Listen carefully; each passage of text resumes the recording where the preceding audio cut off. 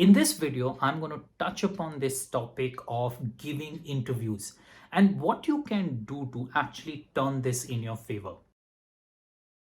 My name is Sandeep Das. I'm an MBA from IIM Bangalore and I have a strategy course from INSEAD. And I'll give you the perspective of a recruiter, what we look at when we actually interview someone for a role. So let's get started.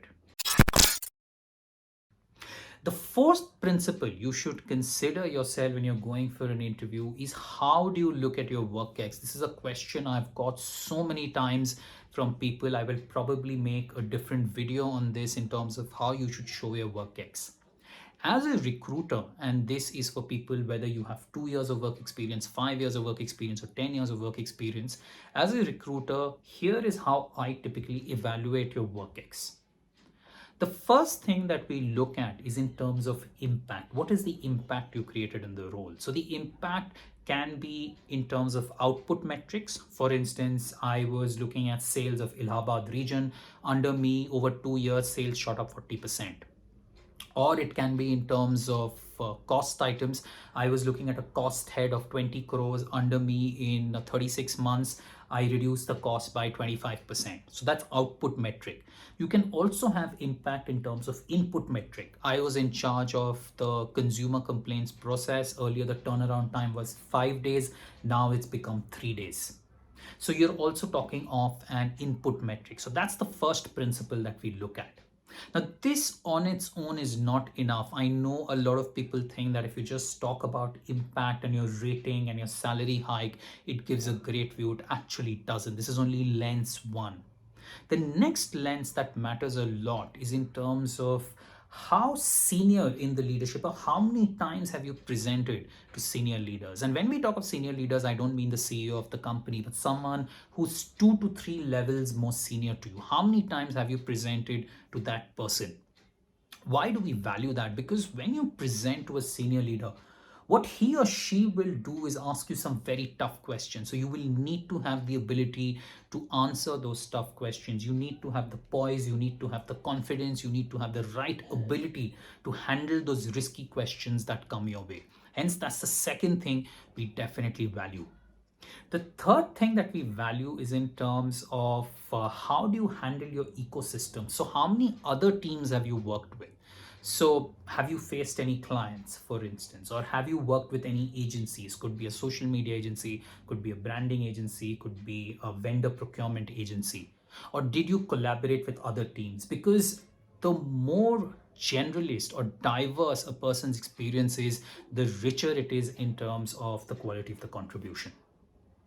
The next thing that we look at, and this is only relevant for people potentially in their early 30s, is how big is your team, and in terms of how have been your engagement scores with that team. The final lens that we apply is in terms of what have you done outside your direct line of work. So for instance, did you do a CSR initiative with your company? If there is some HR initiative running, which is mentoring incoming interns or recruiting from colleges or business institutes, did you play an active role in it? Now, evaluating your work ex is actually a very complex topic, but this is just to give you a starting lens in terms of what are the 4 or 5 dimensions we look at when we evaluate the quality of someone's work experience. The final principle, and in my view, the most important one, is to answer the why question. So if you're going into a business school discussion, why do you want to do an MBA? If you're going into a job discussion, why do you want to join this company? Is very, very important. So let me start with the first one, and I'll make a longer video on this, but this is just to give you a trailer of what to expect and how to answer this why question.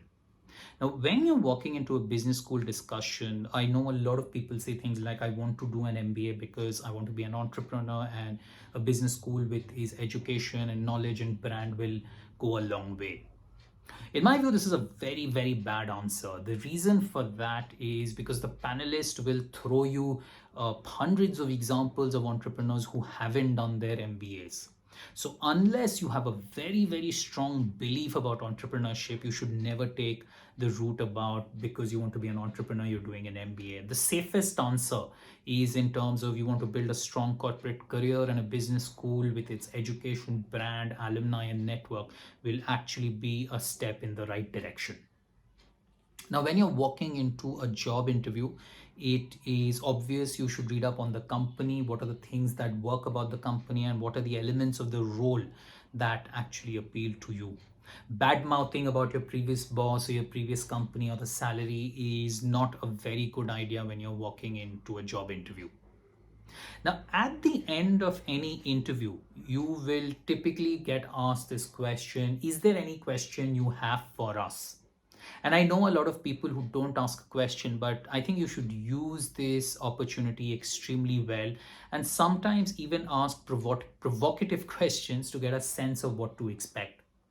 One of the questions I often ask, and it's generally been well received, is that in your journey, what is the thing you're most proud of, and what are you not the most proud of as you've been associated with this business school or with this company?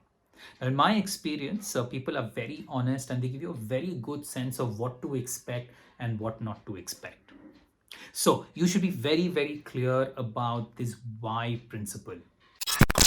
Now, this is an ongoing series. These set of videos are an ongoing series about how you can crack your interviews. This is a starting flavor I've given about each of these themes. I'll do detailed videos about how you can build upon this interview series. If you have any thoughts, if you have any comments, if you have any questions, do drop them in the comments box. If you like this video, do subscribe to this channel so that you can know when the other videos are being released. If you want to connect with me, you can connect with me on LinkedIn. You can send in your questions here, or you can send in your questions on LinkedIn. Till next time, take care.